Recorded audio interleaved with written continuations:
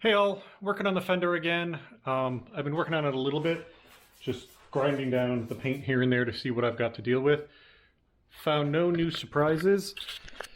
Up here there's a little bit of rust coming through first before I hit metal, which just seems to indicate that this clearly repainted area was somebody painting over surface rust. So that's good, there's no Bondo over here. This light assembly is definitely cocked very slightly. I'm going to end up having to grind each of these holes slightly to allow me to rotate the entire thing to get the light actually straight on so that the ridge in the trim matches the ridge in the fender. Weird here. It looks like I might have black primer, red paint, gray primer, black paint. So this may not be an original fender, or maybe the car was red, but that seems very unlikely. So yeah, what we're going to be working on today is I'm going to take this trim off, the Holiday and this piece. This piece is being saved. The Holiday I need to fill the holes on. And then this here I ground down, and then I'm going to have to fill that hole as well. This is where the antenna was. So we're going to have to, fill that in, and you can see it's not quite flat here. So I'm going to do a little bit of hammer work, but I'm expecting to have to use some Bondo to get that smooth since it's already not. I suspect the antenna's been bashed around at some point in the car's life, and that's why there's some unevenness there. And then I'm going to strip the whole fender down to metal so that I can get a coat of primer on it. And then this panel will be done until I'm ready to do more serious, in-depth body work. Just getting this into primer and ready for other paint, ready for more detailed paint work and whatnot is basically my goal for today. So I'm going to put you on a time lapse and we're going to get to it.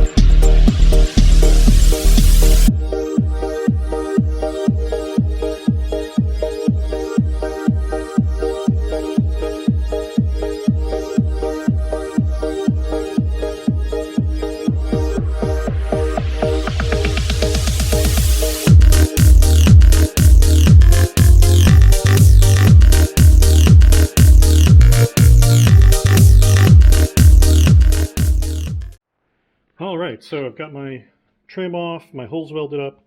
As you can see, the hole where it said Holiday here has all been welded up and ground down. It's going to need just a little bit of Bondo to get that smooth. And then if we come around to this side, this is where the antenna is.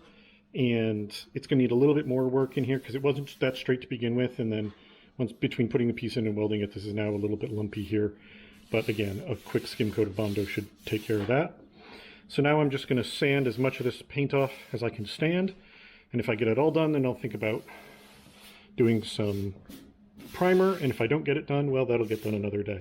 But I'm going to put you back on time lapse, and I'm going to just work on sanding until I can't stand to sand anymore.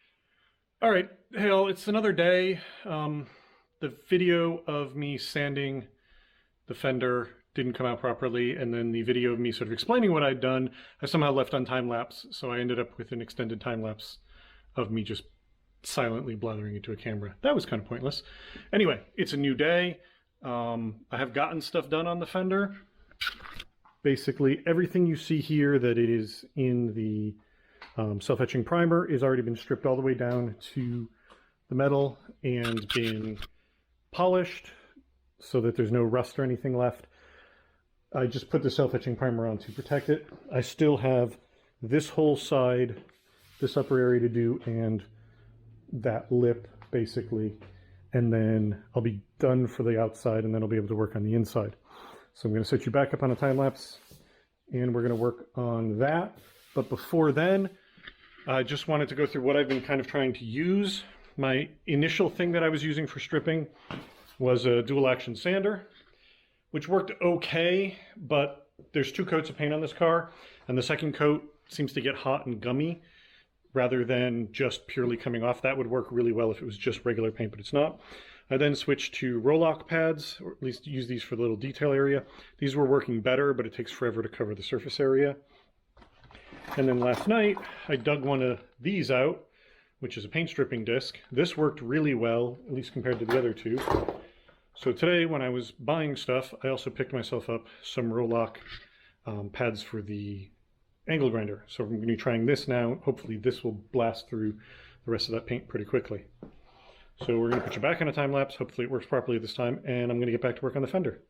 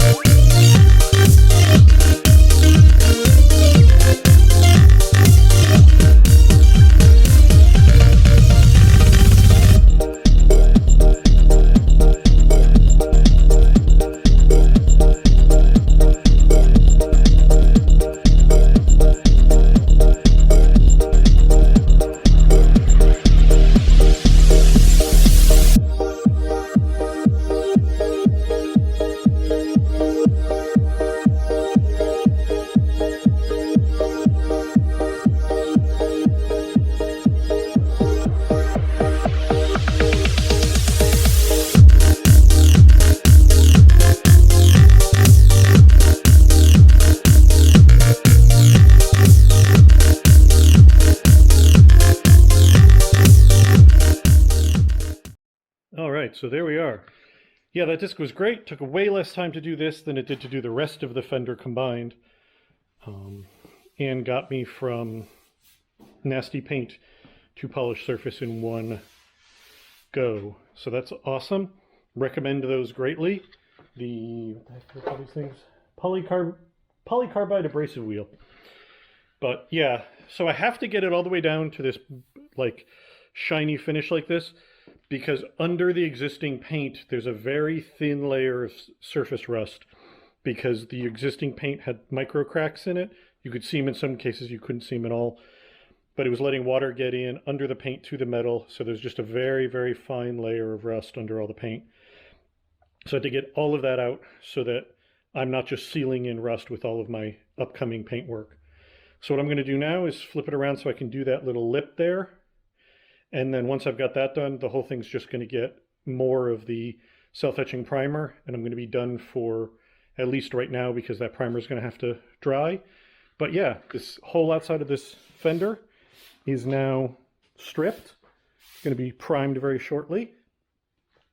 And then all I have left to do on the outside of this is light body work here and there, and then it's ready for paint.